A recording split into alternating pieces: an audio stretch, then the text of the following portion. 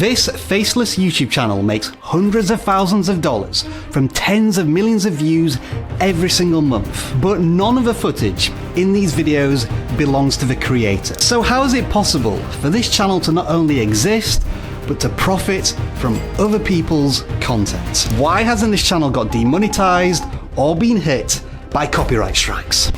First, you need to understand this is not a unique example. There is a whole industry that surrounds all of this called YouTube automation. The main idea is to create channels around popular niches and topics with high CPMs, therefore higher paying ad revenue. And these are faceless channels with no talent attached to them. And no new footage is created. It's all sourced from content that already exists. And then the key secret ingredient is added: transformation. Often all of the work is outsourced, from the scripting to the narration to the editing to the thumbnail design. And it's a business model that's existed for over a decade now. And from this system, regular people, even teenagers, are making millions of dollars on YouTube. But it does rely on what you might call some dark arts, challenging how copyright law works today and staying on the right side of YouTube's content ID system. And so I wanted to know how all of this was possible. Now, we have already made a video about how to start a faceless channel from scratch. It lays out the whole process for you, step by step, even if you don't want to pay out any money up front. And it's one of our best performing videos on the vidIQ channel of all time. And the reason for this is because it features Noah Morris, a 20-year-old YouTube automation entrepreneur who wasn't shy in revealing all of his secrets, except one: the question of faceless channels and copyright. And you let us know in the comments. And so I reached out to Noah again, and he told me exactly how he does it, avoiding demonetization and copyright strikes on his faceless YouTube channels. So let's get started. So just before we get into fair use and YouTube copyright, I do want to say I'm not a legal expert. My experience comes from, doing YouTube channels for 8 years long, getting a lot of copyright claims and having to go through a lot of disputes, as well as, talking to a bunch of legal experts and a bunch of people with experience in this field. And so this is why you should pay attention to what Noah has to say, because he's been through the copyright trenches. But we should also include ourselves in not being copyright experts here at vidIQ, so don't take any of this as professional or legal advice. Now, Noah, when it comes to copyright, a lot of creators try to rely on something called fair use. But what actually is it? So yeah, fair use is a legal doctrine that allows you to use other people's copyrighted content within your own video.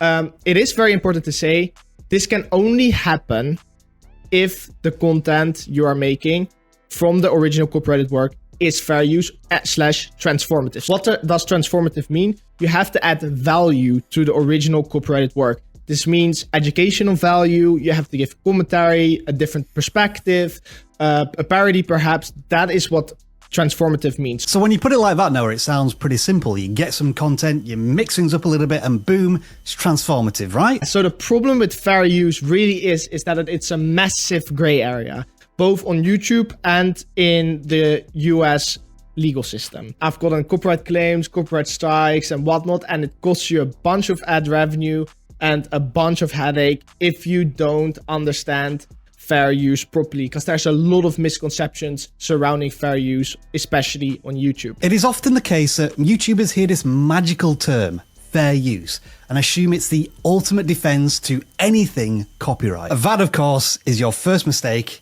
And here is some more. A very common misconception YouTubers have is that YouTube decides what is fair use or not.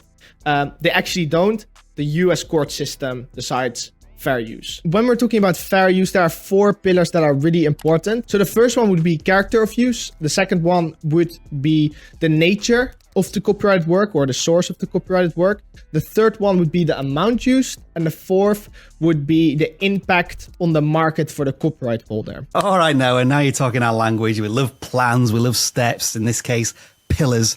Let's talk about that first one, purpose and character of the copyrighted work.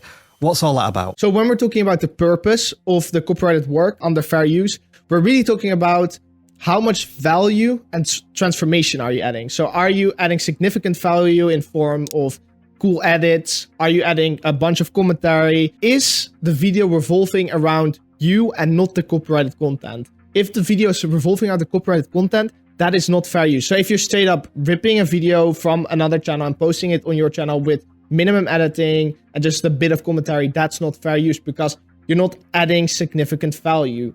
You need to make sure that you're adding more value than the copyrighted clip is bringing. So this value can come from different sources. It can come from your opinion or your commentary, from informational context. So documentaries on YouTube would be a good example. Right.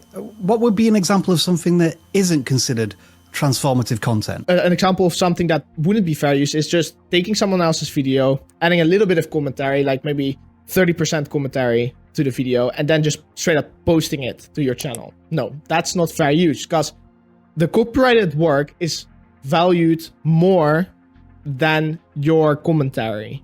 You really have to make sure that your commentary on your educational insight or your perspective or your parody is way more valuable than that tiny piece of copyrighted work. And that's called transformative content. All right, let's move on to the second pillar now, the source or nature of the copyrighted work. So the source and nature of the copyrighted work really is one of the most important things you have to think about as a creator, because it's really important that you make sure you don't take from companies or corporations that are very stringent on copyright, because this will get you in trouble always. Why? Because these guys have the lawyers, they have a very solid content ID system, and you will get in trouble very, very quickly. It's almost as if Noah here is describing different levels of risk of being caught using copyrighted content. Who is extremely protective of their content and who is more lenient?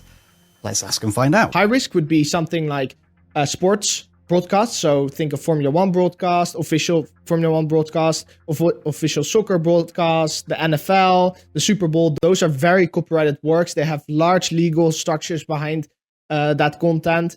And you have to be very, very careful when you're utilizing that copyrighted work, because the chance that you will get in trouble is very big, and they're not afraid to sue creators. Other sources you really have to be wary of is video licensing agencies like Viral Hook. They're also very stringent on copyrighted work. And lastly, I would say anything to do with creative works, films, movies, ads. Those things are also very protected when it comes to copyright law. So those three things, be very careful. Good sources or low risk copyrighted sources would be things like body cam footage or public domain footage. So think about when a sheriff office posts police body cam footage, that's low risk copyrighted footage. Another one would be any factual or informational content, things like news clips, documentaries.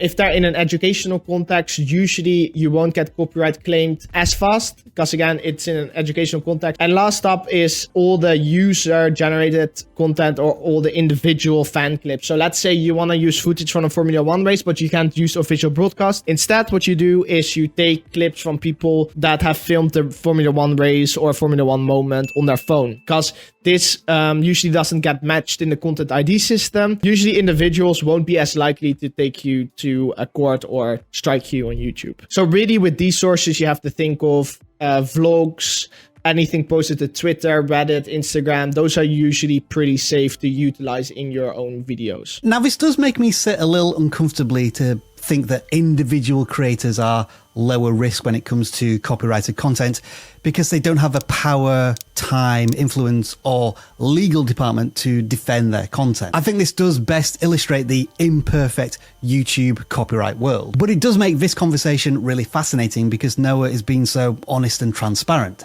and he's got more to tell us. So another big tip I would give creators would be really think about how much variation in sources do you have in your own video. So let's say you're only taking your copyrighted content from one source. Big chances are that you will get copyright claimed or striked. So try to really diversify into different sources. So for example, you can take a little bit of the Formula 1 race from the public broadcast, like a very small snippet. You can take some of the fan footages. You can take pictures. Try to really diversify who owns the copyrighted content, because this will make sure you're less likely to get striked, and it will also argue a stronger case for fair use. That was very comprehensive, Noah. Let's move on to that third pillar, the amount of content used. Amount used also has a ton of misconceptions. So it's not really, when we're talking about fair use on YouTube, people really say like, okay, you can only use an X amount of seconds, right, in your video. But it's not really about that. It's about the significance of that copyrighted clip. So let's say you're really taking the heart of the clip and putting it in your own video. The chance that you will get copyright claimed or striked is way higher than if you take unimportant parts from that copyrighted content. So in practice, what does that mean? Let's take an example from a movie, The Empire Strikes Back. It's a 2.5-hour film, but you could just take 3 seconds from that film when Darth Vader says to Luke, "No, I am your..."